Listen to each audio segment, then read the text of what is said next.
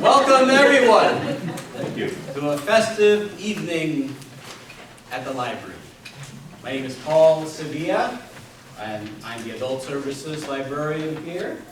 We're thrilled to have you join us for a special holiday treat. Tonight, Livermore's very own community theater group, Encore Players, brings to life.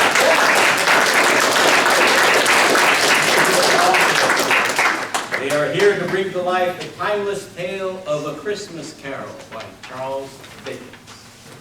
Gathered here as friends and family, let's journey together through the spirited reading that reminds us of the joy, generosity, and magic of this season. Sit back, relax, and let the story of Ebenezer Scrooge and his transformational night warm your hearts. And since cell phones didn't exist during Victorian times, make sure you silence your devices. And now, let me introduce the director of this production, Donna Blevins.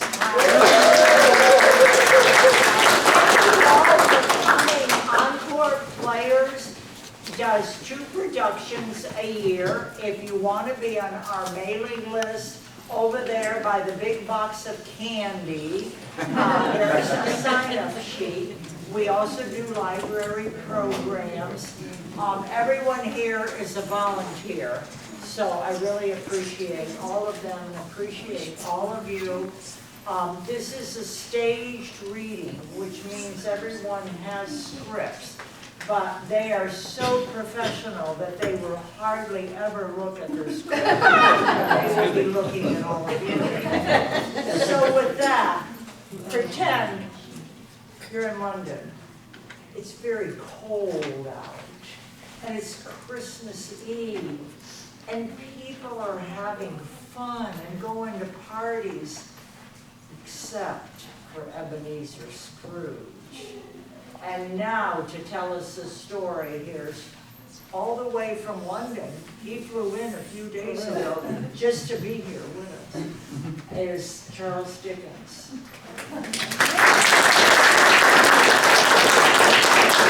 Marley was dead to begin with. There's no doubt whatsoever about that. The register of the burial was signed by the clergyman, the clerk, the undertaker, and the chief mourner. Scrooge himself signed it.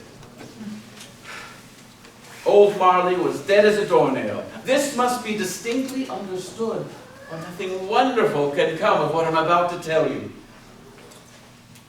Scrooge never painted out old Marley's name. There it stood, years afterward, above the door. Scrooge and Marley. Sometimes people new to the business called Scrooge Scrooge, and sometimes Marley. But he answered to both names. It was all the same to him. Oh, but he was a tight-fisted hand at the grindstone, Scrooge. A squeezing, wrenching, grasping, scraping, clutching, covetous old sinner. Nobody ever stopped him in the street to say, "My dear Scrooge, how are you?" And no beggars implored him. No children asked him what it was o'clock. But what did Scrooge care? It was the very thing he liked.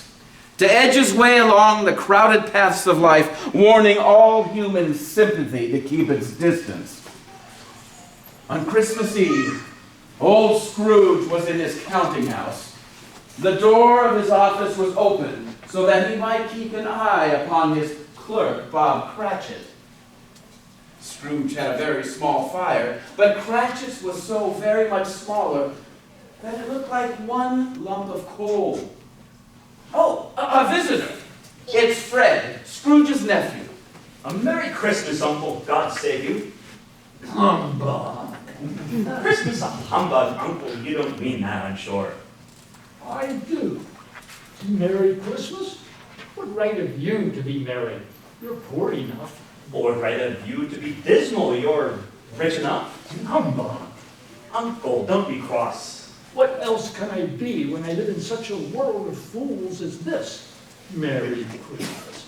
What What's Christmas but a time for paying bills without money, a time for finding yourself a year older, but not an hour richer? If I could work my will, every idiot who goes about with Merry Christmas on his lips should be boiled with his own pudding and buried with a stake of holly through his heart. Uncle. Nephew, keep Christmas in your own way, and let me keep it in mine. But you don't keep. Let me leave it alone then.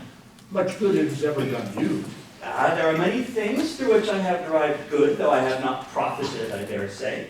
But I have always thought of Christmas time as a kind, forgiving, and charitable and pleasant time. And therefore, Uncle, though it has never put a scrap of gold or silver in my pocket, I believe that it has done me good, and it will do me good, and I say God bless it. Let me hear another word from you, and you'll keep your Christmas by losing your position. Don't be angry, Uncle. Come, dine with us tomorrow. Why did you get married? Because I fell in love. You fell in love. Good afternoon. I want nothing from you. I ask nothing of you. We have never had any quarrel to which I have been a party. But I'll keep my Christmas humor to the last. So, a Merry Christmas, Uncle. Good afternoon. And a Happy New Year. Good afternoon. Scrooge and Marley's, I believe. Should I address you as Mr. Scrooge or Mr. Marley? Mr. Marley has been dead these 7 years. He died 7 years ago this very night. At this very festive season of year, it is desirable that we should make some slight provisions for the poor and the destitute, who suffer greatly at this present time. Many thousands are in want of common necessities and comforts. Are there no prisons? Oh, plenty of prisons. And the union workhouses, are they still in operation? They are. I wish I could say they were not. The treadmill and the poor law are in full vigor then? Both very busy, sir. Oh, I was afraid from what you said at first that something had stopped them in their useful course. I'm so glad to hear it. A few of us are endeavoring to raise a fund to buy the poor some meat and drink and needs of them. We choose this time when want is keenly felt. What shall I put you down for? Nothing. You wish to remain anonymous? I wish to be left alone. Since you asked me what I wished, that is my answer. I don't make merry myself at Christmas, and I can't afford to let idle people be merry. I help to support the establishments, and those who are badly off must go there. Many can't go there, and many would rather die. If they would rather die, they had better do it and just decrease the surplus population. Good afternoon. Oh.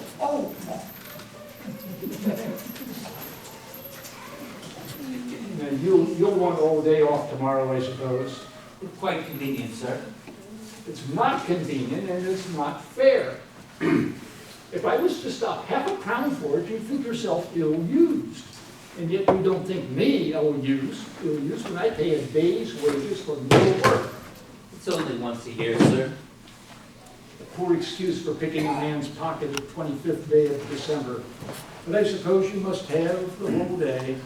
Be here all the earlier next morning. Yes, sir. Merry Christmas, sir. Humbug. The Scrooge got his melancholy dinner from his usual melancholy tavern and headed home. Then let everyone explain, if they can, how it happened that Scrooge, having his key in the lock of the door, saw not a knocker, but a face. Jacob Marley's face. To say that he was not startled would be untrue. He turned the key, walked in, and lighted his candle, just one candle. The darkness is cheap, and Scrooge liked it. He walked through his rooms to see that all was right. Nobody under the bed, nobody in the closet. Quite satisfied, he locked himself in. Double-locked himself in, which was not his custom. As he sat by the candle, he heard moans and the rattling of chains. An apparition came through his bedroom door. Scrooge! Scrooge!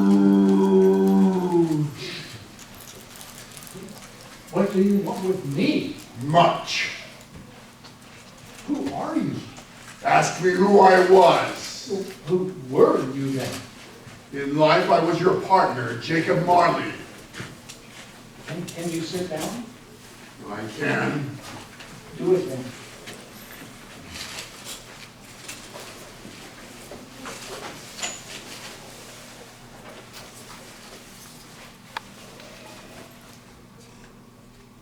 I don't believe in you. You don't believe in me? Because any little thing affects my senses. A slight disorder of the stomach. You may be an undigested bit of beef, a fragment of an underdone potato. There's more of gravy than a grave about you. Mercy! Dreadful apparition, why do you trouble me? Man, why don't you believe in me? Well, yes I do, I must, but why do spirits walk the earth? And why do they come to me? It is required of every man that the spirit within him should walk abroad amongst his fellow men. And if that spirit goes forth and does not go forth in life, it is condemned to do so after death. Oh, woe is me! You're fettered. Tell me why. I wear the chain I forged in life, made link by link and yard by yard. I fasten it on my own free will. You bear the weight of the strong pull yourself as long as this.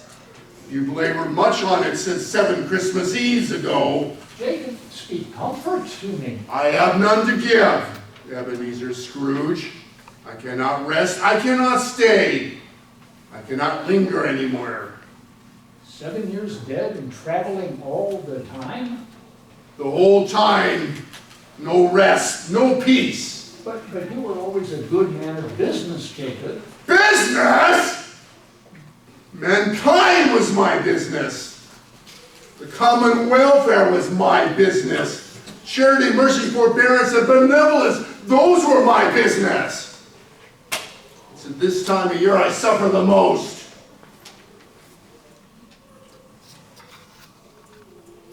Hear me. My time is nearly gone. I'm here tonight to warn you that you have yet a chance and hope of escaping my fate. A chance and hope of my procuring Ebenezer. You were always a good friend to me, thank you. You will be haunted by 3 spirits. I think I'd rather not. Without their visits, you cannot hope to shun the path I tread. Expect the first tomorrow when the bell tolls 1. Couldn't I take them all at once and get it over with, Jacob? Expect the second on the next night at the same hour. The third upon the next at the last stroke of 12. Look to see me no more. But for your own sake, remember what has passed between us.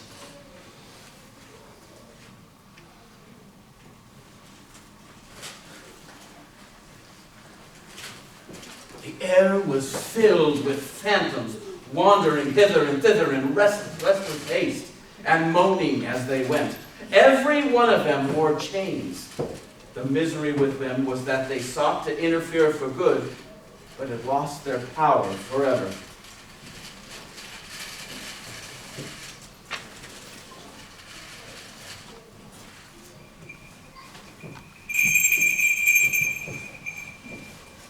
Oh, it's the hour itself and nothing else. Oh, are you the spirit whose coming was foretold to me? I am. Who and what are you? I am the ghost of Christmas past. Long past? No, your past. What's the purpose of your visit? Your welfare. Take heed, rise and walk with me. I am a mortal and liable to fall.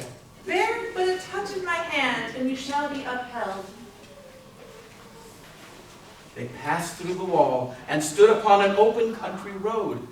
The city had entirely vanished. The darkness and the mist had vanished with it, for it was a clear, cold winter day with snow upon the ground.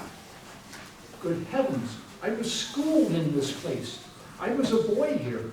Your lip is trembling, and what is that upon your cheek? No. You remember the way? Remember? I could walk it blindfolded. Let us go on, past the schoolyard into the classroom. These are but shadows of the things that have been. The school is not quite deserted. A solitary child, neglected by his friends, is left there still. It is myself. Poor boy. I wish, but it's too late. What is the matter? Nothing. There was a boy singing at my door last night. I should have given him something. All the other boys had gone home for the jolly holidays. The door opened and an older girl came darting in and addressed him as her dear brother. I have come to bring you home, dear brother. Home, then? Yes, home for good. Father is so much more kinder these days than he used to be, that home's like heaven. He spoke so gently to me one night when I was going to bed that I was not afraid to ask him one more time if he might come home. And he said, yes, you should, and sent me in the coach to bring you. Always a delicate creature whom a breath might have withered, but she had a large heart. So she had. You're right, Scrooge. She died a woman and had, as I think, children. And one child. True, your nephew. Yes. Although we had but that moment at the school, we were now in the busy thoroughfares of a city, where it was plain enough by the dressing of the shops that here too it was Christmas time. In the evening, and the streets were lighted up. We stopped at a certain warehouse door. Do you know this place? No, I apprenticed here. Why, it's old Fezziwig. Bless its heart, is Fezziwig alive again? Oh, there, Ebenezer, my boy. No more work tonight. It's Christmas Eve, Ebenezer. Let's have the shutters up before any man can say they're Jack Robinson. Clear away, my lad. Let's have room for dancing. Bring on the feast. I remember the Fiddler and Mrs. Fezziwig and the ladies beaming and lovable and their young followers. The music played and we danced and feasted and celebrated, all because of that man, old Fezziwig, and his holiday joy.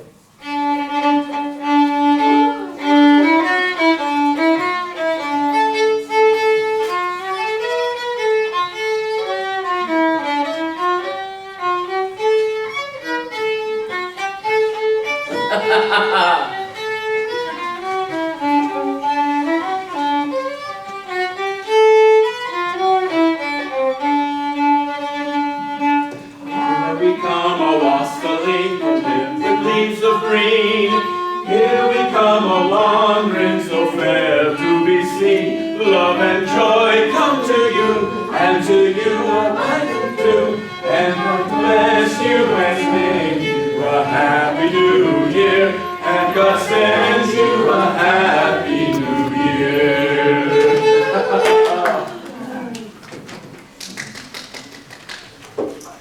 A small matter to make these silly folks so full of gratitude. Small? Why, is it not? He has spent but a few pounds of your mortal money. Is that so much that he deserves this praise? Well, it isn't that, Spirit. He had the power to render us happy or unhappy, to make our service a pleasure or a toil. The happiness he gives is quite as great as if it cost a fortune. What is the matter? Nothing particular. Something, I think. I should like to say a word or two to my clerk just now, that's all. My time grows short. We moved a few years ahead to find Scrooge opposite a fair young girl. There were tears in her eyes. It matters very little to you. Another golden idol has displaced me. It's not a sin to want to be wealthy. I have seen your nobler aspirations fall off one by one, have I not? What then? Even if I have grown so much wiser, what then? I'm not changed toward you, am I? Our contract is an old one.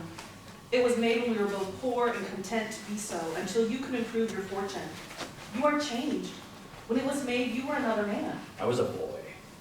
Your own feelings tell you that you are not what you are, and therefore I release you. Have I ever sought release? In words, no, never. In what then? In a changed nature, an altered spirit. If this had never been between us, tell me, would you seek me out and try to win me now? I said nothing in reply. May you be happy in the life you have chosen. Spirit, show me no more. Conduct me home. Why do you delight to torture me? The agony in his eyes told me my work was done. And so we traveled back to Scrooge's room, and I left him as I found him, alone. It took some time for Scrooge to awaken and smell the smells coming from the room next door. A spirit was sitting upon a throne surrounded by crisp leaves of holly, mistletoe, and ivy, upon which were meats and mince pies, plum puddings, chestnuts, fruits of all kinds, and bowls of punch that made the chamber dim with their delicious steam. Come in and know me better, man. I am the ghost of Christmas present. Look upon me. You have never seen the likes of me before. Never. Have you never walked forth with the younger members of my family, my elder brothers and sisters born in these later years? I'm afraid I have not. Have you had many siblings, Spirit? More than 1,800. Oh, a tremendous family to provide for. Spirit, conduct me where you will. Touch my robe. Scrooge did as he was told and held it fast. The room vanished instantly. It was the hour of night, and they stood in the city streets on Christmas morning. There was nothing very cheerful in the climate, and yet there was an air of cheerfulness, for the people were jovial and full of glee. The shops were still half open and radiant in their glory with Christmas hope, and now and then a poor shopper would walk past, and the spirit would take her torch and spray a few drops of water on them, adding joy.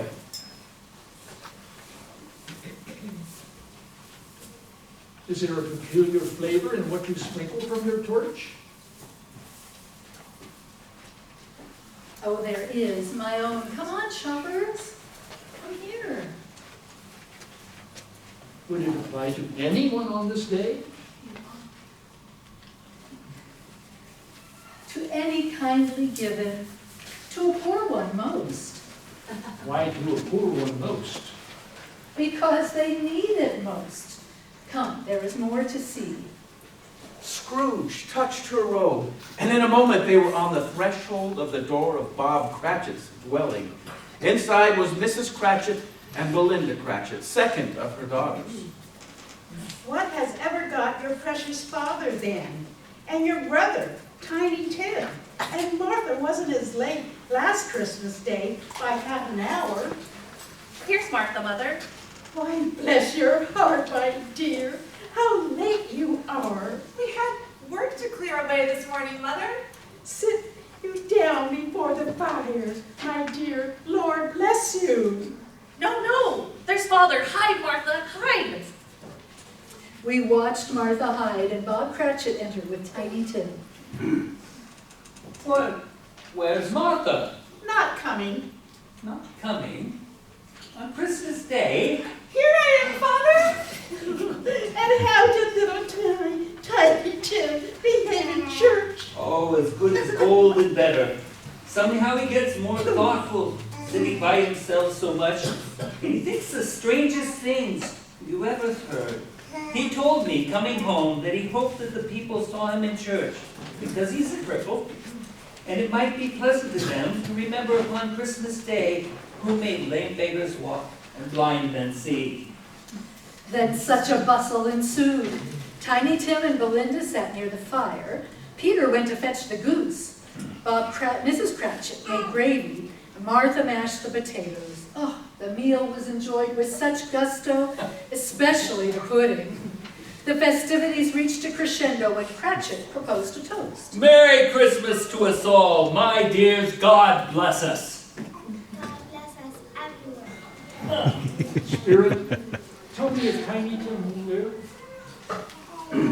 I see a vacant seat in the poor chimney corner and a crutch without an owner, carefully preserved. If these shadows remain unaltered by the future, the child will die. Oh no, kind spirit, say he will be spared. If these shadows remain unaltered by the future, none of my race will find him here. What then? If he be like to die, he better do it and decrease the surplus population. I give you Mr. Scrooge, the founder of the feast. The founder of the feast, indeed. I wish I had him here. I'd give him a piece of my mind to feast upon. My dear, the children, Christmas Day. It should be Christmas Day on which one drinks the health of such a stingy, hard, unfeeling man as Mr. Scrooge. You know he is, Robert. Nobody knows it better than you do. My dear, Christmas Day. I'll drink his health to your sake in the days, not for his long life to him. A Merry Christmas and a Happy New Year. He'll be very merry and very happy, I have no doubt. To Mr. Scrooge. And with that, I whisked Scrooge away to another celebration in another part of town, the home of his nephew Fred and his wife Clara. He said that Christmas was a humbug. He believed it, too. More shame for him, Fred. He's a comical old fellow, that's the truth. But I have nothing to say against him. I'm sure he's very rich, Fred, but I have no patience with him. Oh, I have. I am sorry for him. I couldn't be angry with him if I tried. Who suffers by his ill whims? Himself, always. Here he takes it into his head to dislike us, and he won't come and dine with us. What's the consequence? He loses our company and a fine dinner. My life upon this globe is very brief. It ends tonight at midnight. Hark, the time is drawing near. Forgive me if I am not justified in what I ask, but I see something strange and not belonging to yourself protruding from your skirts. Is it a foot or a claw? Oh, it might be a claw for the flesh thereupon it. Look here. I pulled aside my robe, revealing two children that only Scrooge could see. They were wretched and frightful. They knelt down at my feet and clung upon the outside of my garment. Are they yours? They are man's, and they cling to me. This boy is ignorance, and this girl is want. Beware them both, but most of all, beware this boy. For on his brow I see that written, which is doom, unless the writing be erased. Have they no refuge or resource? Have they no prisons? Are there no workhouses? I took Scrooge home, where he fell asleep in his chair. The bell struck 12, and I departed, replaced by a solemn phantom, coming like a mist upon the ground towards Scrooge.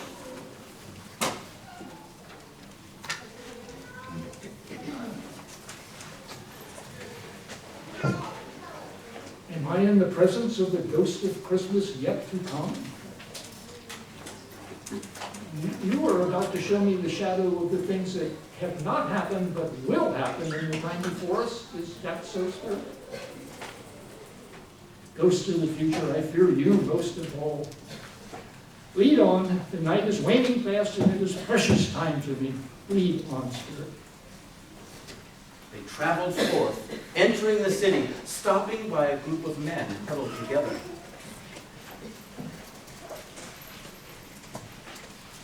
I don't know much about it. All I know is he's dead. When did he die? Last night, I believe. Why, what was the matter with him? I thought he'd never die. So did he. What has he done with his money? I haven't heard. Hasn't given it to me, that's all I know. It's likely to be very cheap funeral. I don't know anybody to go to it. I don't mind going with lunches, sir, but I must be fed. Scrooge was led away to a very different part of town, poor, decrepit neighborhood, where in a small room a grimier group had gathered to talk. It was Joe, the rag picker, and the washerwoman. Come Come into the parlor. Let's see what you have there. Undo my bundle, Joe. What do you call this? Bed curtains? Bed curtains. You don't mean to say you took them down with him lying there? Well, yes, I did, and why not? And his blankets? Well, who else do you think? He isn't likely to take cold without him, I dare say. I hope he didn't die of anything catching. Oh, don't you be afraid of that. Just mind your own business, Joe, and tell me what they're worth. Spirit, the case of this unhappy man might be my own. The spirit conducted Scrooge through familiar streets as he looked here and there to find himself, but nowhere was he to be seen. They entered poor Bob Cratchit's house and found the family seated around the fire. I wonder where Father is. It must be near his time. Past it, rather. He has walked a little slower than he used to these last few evenings. I have known him walk with Tiny Tim upon his shoulder, very fast indeed. And so have I. And so have I. But he was very light to carry, and his father loved him so that he was no trouble. And there is your father, Robert. You went again today. Is that why you are late? Yes, my dear. I wish you could have gone. It would have done you good to see how green the place is. But you'll see it often. I promised them that I would walk there on Saturday and Sunday. My little child, I'm so sure we shall none of us forget poor Tiny Tim, shall we? Never, Father. And I know, my dears, that when you recollect how patient and how mild he was, although he was a little child, we shall not quarrel easily with ourselves and forget poor Tiny Tim in doing it. No, never, Father. I'm very happy. I'm very, very happy. Spirit, something informs me that our parting moment is at hand. I know it, but I know not how. Scrooge was led to one final place, a churchyard on the edge of town. They stood among the graves, and the spirit pointed down to one.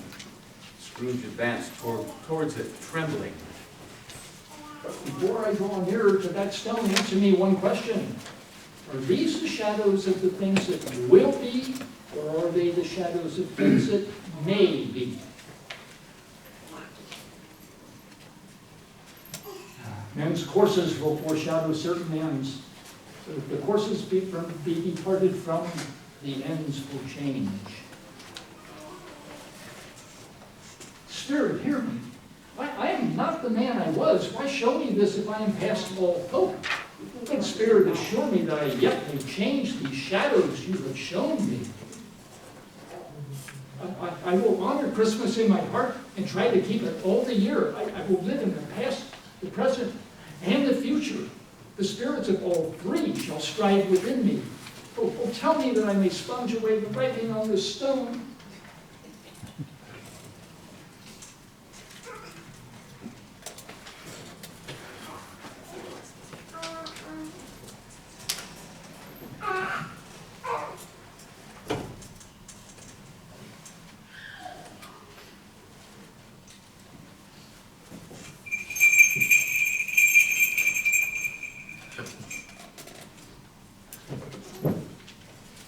The curtains are not torn down.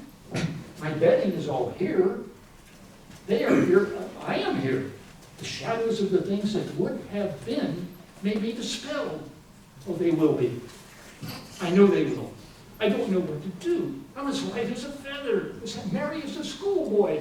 I'm as giddy as a drunken man. A Merry Christmas to everybody. A Happy New Year to all the world. He ran to the window, opened it, and put out his head. No fog, no mist, golden sunlight, heavenly sky, sweet fresh air, merry bells. Oh, glorious. Spotting a young boy on the street, Scrooge called to him. Hello, you there, boy, hello. What's today, my fine fellow? Today? Why, it's Christmas Day! It's Christmas Day. I haven't missed it. The spirits have done it all in one night. Well, they can do anything they like. Of course they can. Oh, my fine fellow, Hello? Do you know the poulterers in the next street but one at the corner? I should hope I do. An intelligent child, a remarkable child. Do you know whether they've sold the prize turkey that was hanging up there? Not the little turkey, the big one. The one as big as me? What a delightful child. A pleasure to talk to you. Oh, yes, that one. If it's hanging there now, please go buy it.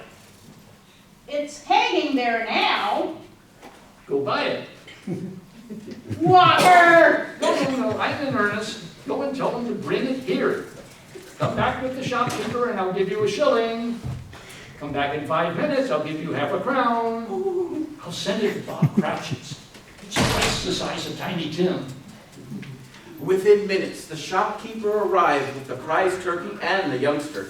Scrooge handled the affair with a series of chuckles. The chuckle with which he gave directions, the chuckle with which he paid the turkey, and the chuckle with which he paid the boy were only to be exceeded by the chuckle with which he sat down breathless in his chair again and chuckled till he cried. He then dressed himself all in his best, and at last got out into the streets. The people were by this time pouring forth as he had seen them with the ghost of Christmas presents. Scrooge regarded everyone with a delighted smile. Some spoke to him saying, "Good morning, sir. A Merry Christmas to you." And he had not gone far when, coming towards him, he beheld the charity ladies who had walked into his counting house the day before. My dear ladies, how do you do? I hope you succeeded yesterday. It was very kind of you. A Merry Christmas to you. Mr. Scrooge? Yes, that is my name, and I fear it may not be pleasant to you. Allow me to ask your pardon. And will you have the goodness to... Lord bless me. Mr. Scrooge, are you serious? If you please, not a farthing less. A great many back payments are included in it, I assure you. Will you do me that favor? My dear sir, I don't know what to say. Don't say anything. Please come and see me. Will you come and see me? We will. I am much obliged to you. Bless you. Scrooge went to church, and he walked about the streets, and he watched people hurrying to and fro, and patted children on the head, and questioned beggars, and found that everything could yield him pleasure. He had never dreamed that anything could give him so much happiness. In the afternoon, he turned his steps toward his nephew's house. Fred! Why, bless my soul, who is that? It is I, your Uncle Scrooge. I have come to dinner. Will you let me join you, Fred? You are most welcome, Uncle. Merry Christmas. He felt at home in 5 minutes. Welcomed by his nephew, his wife Clara, their friends, followed by a fine holiday meal, and then wonderful games, wonderful happiness. The next morning, he was early at the office. Oh, he was early there. If he could only be there first and catch Bob Cratchit coming late. That was the thing he had set his heart upon. A full 18 minutes behind his usual time, Cratchit arrived. Scrooge sat with his door wide open so that he might see his clerk come in. Mr. Cratchit, what do you mean by coming here at this time of day? I am very sorry, sir. I am behind my time. Yes, I think you are. Step this way, if you please. It's only once a year, sir. I was making rather merry yesterday, sir. Now I'll tell you what. I am not going to stand for this sort of thing any longer. And therefore, I'm about to raise your salary. A Merry Christmas, Bob. A merrier Christmas, my good fellow, than I have given you for many years. I'll raise your salary and endeavor to assist your struggling family. We will discuss your affairs this very afternoon over a Christmas bowl with smoking bishop. Make up the fires and buy another coal scuttle before you dot another I, Bob Cratchit. Scrooge was better than his word. He did it all, and infinitely more. And to Tiny Tim, who did not die, he was a second father. He became as good a friend, as good an employer, and as good as man as the good old city knew. and any other good old city in town or borough in the good old world. He had no further visit from the spirits, and it was always said of him that he knew how to keep Christmas well, if any man alive possessed knowledge. May that be truly said of all of us. And so, as Tiny Tim observed,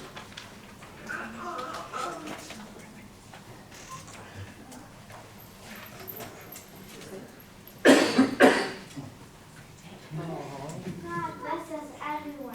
God bless us everyone.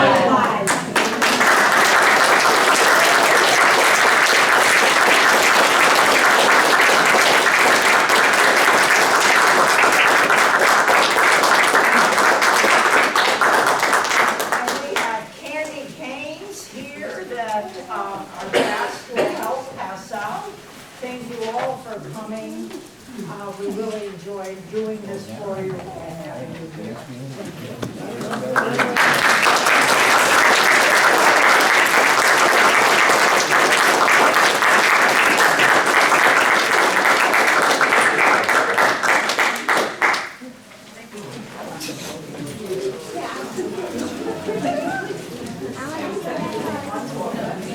that's right. That would be working okay. Thank you.